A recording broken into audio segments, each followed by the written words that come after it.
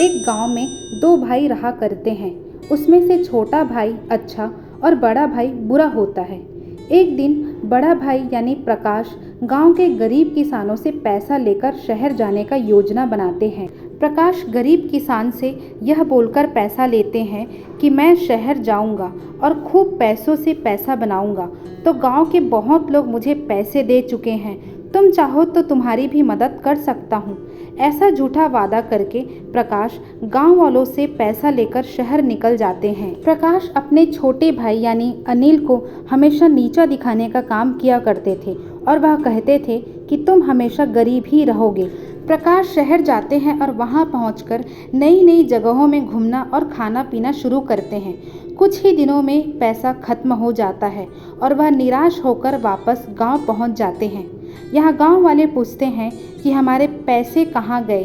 तब वह सबको कहते हैं कि पैसा बढ़ने में समय लगता है, तो सब्र करो, तुम सब बहुत ही जल्द अमीर बनने वाले हो। अनिल प्रकाश को समझाने का बहुत कोशिश करते हैं, पर प्रकाश उसकी बातों को अनदेखा कर देते हैं और उसी को ही नीचा दिखाकर वहां से चले जाते हैं। अनिल अपने बीवी बच्चों को बहुत ही मुश्किल से पालते पोसते हैं। गरीबी के चलते उनका परिवार की देखरेख अच्छे से नहीं हो पाता है।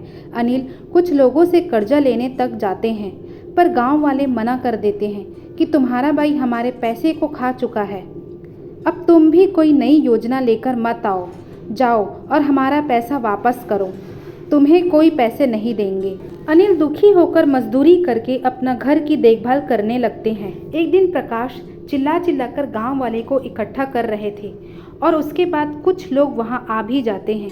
फिर लोगों के पूछने पर प्रकाश बताने लगते हैं कि एक नई योजना आई हुई है जिसमें अपने बच्चे को आप निःशुल्क पढ़ा लिखा सकते हैं और पढ़ने के बाद सरकारी नौकरी पक्की है।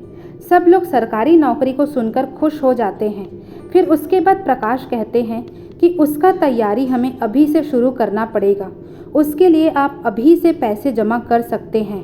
तो लाओ भाइयों, और आप में से कितने लोग चाहते हैं कि उनका बच्चा सरकारी नौकरी करे। गांव वाले उनके बातों को भरोसा करने लगते हैं और पैसा दे देते हैं। प्रकाश फिर से गांव वाले को धोखा देकर गांव वाले से सारा पैसा लेकर शहर की ओर निकल जाता है। गांव वाले इंतजार में दिन गुजार देते हैं, पर प्रकाश लौटकर वापस नहीं आते हैं। अनिल की हालत दिन ब दिन बुरा होने लगता है। तभी मायूस होकर सोचते सोचते आगे निकल पड़ते हैं। थोड़ी दूर जाने के बाद वह देखते हैं कि एक सूखा गड्ढा होता है जिसमें बकरी फंसी होती है। अनिल उसे बाहर निकालकर उसको घर ले आते हैं। कुछ लोग उसे रास्ते में मिलते हैं और उसका मजाक उड़ाने लगते हैं।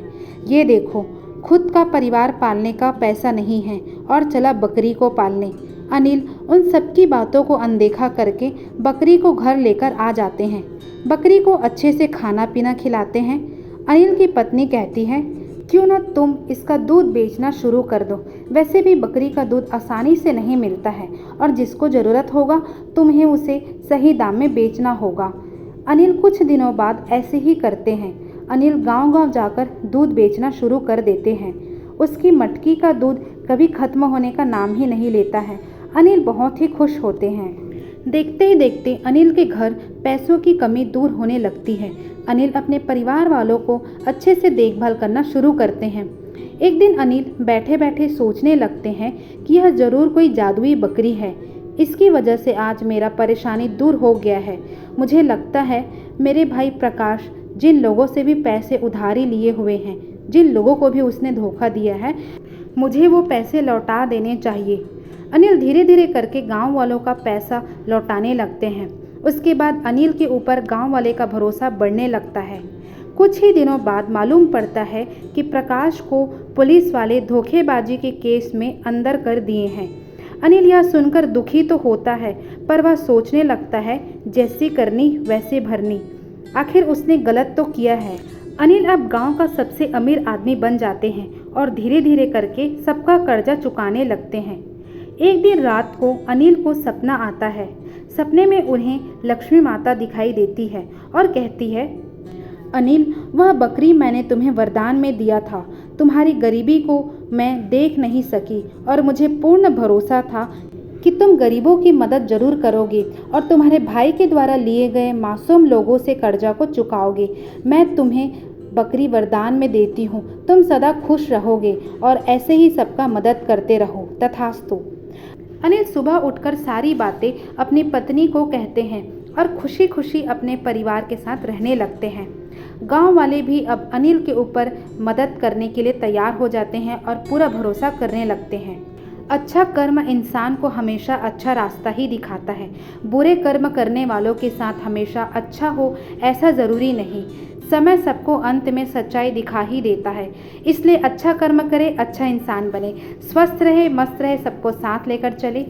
दोस्तों, आपको कहानी अच्छी लगी होगी तो एक लाइक ज़रूर करें, कमेंट करें और हमारे चैनल को सब्सक्राइब करना ना भूलें। हमारे चैनल में ऐसे ही आपको नई नई हिंदी कहानियाँ रोज़ मिलेंगी।